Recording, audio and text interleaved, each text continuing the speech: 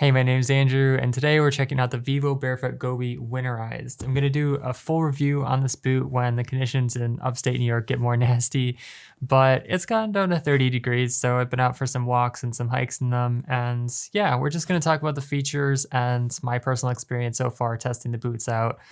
And yeah, so to get started, these have a really wide toe box for vivobarefoot. The Scott boots have a pretty wide toe box, but if you look at them compared to the Balenka winter boot, they actually have just about the same width. The only place that they differ is like right in here. So this is probably the GOBI, the widest vivobarefoots that I've ever tried. And in terms of materials, they are made from 100% leather all the way around, so they're water resistant, but not completely waterproof. So you can treat these like any other leather boot to keep the water resistance really high, like every 3 to 6 months or whenever you need to, which is nice. Like I talked about with the Scott boots, something I really like about water resistant boots as opposed to waterproof is that if you're going in and out of stores, in and out of your home, and you're going through temperature changes, like a waterproof boot is going to become like a swamp when you go into a 70-degree grocery store versus a boot like the GOBI winterized that has a lot more breathability. So that's kind of nice.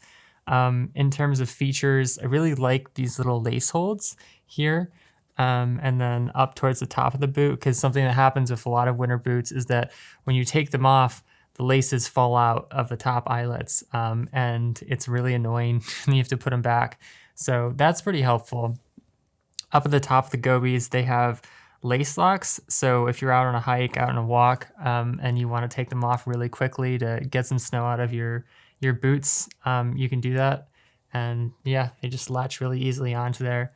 Just in terms of style, like I really like these boots. They're simple, but they're classy, you know. And on the inside, this is not wool, but it's a synthetic insulation.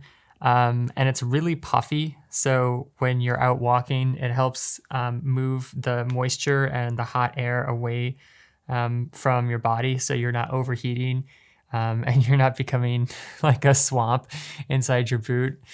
And the whole thing, like including the tongue and inside the boot, has insulation. So they're pretty warm. They're really warm when you're walking. I find thin boots like this are great because they warm up really fast. They're not so great if you're just like sitting around. Like I took the GOBIs to a soccer game and it was probably about 35 degrees and just kind of like sleeting and then yeah, the cold was just kind of coming up through the bottom of the boot. However, the water resistance was really good. It was just running straight off of the leather. But yeah, just for sitting around on a day that's that cold, probably you would want like a thicker boot. However, you can do a couple things to make a really thin barefoot boot like the GOBI warmer. And for one, they come with this heat reflective insole, and it looks like it wouldn't do much because it's so thin, but it actually has space blanket material in there. You can kind of see how shiny it is. And what that does is it rejects cold air coming up from the bottom of the shoe, and then it reflects heat back towards your body. So if you have this plus a couple layers of wool socks, like I like to use Injinji toe socks and then wrap like a smart wool, like a thicker smart wool around that, these boots can be pretty warm. I've taken them down to 30 degrees so far, and yeah, they felt great for just going out for a walk. In terms of what you would use them for, they have a 3.7 millimeter sole. So they are even thinner than the vivobarefoot GOBIs, or the vivobarefoot Scotts, sorry. But yeah, like you can do anything with this sole. You can twist it in any direction. So it has probably the closest barefoot feel that you could get from almost any barefoot boot, with the exception maybe of the Ahinza Jaya. But the one thing I like about the GOBI is that the tread is a little bit tougher. So if you listen to the tread for the Jaya, it's pretty soft. And if you listen to the tread for the GOBI, got a little bit more hardness to it. And yeah, I also like this hexagonal tread. It helps a little bit if you're walking on wet roads or slippery surfaces. It just prevents you from hydroplaning.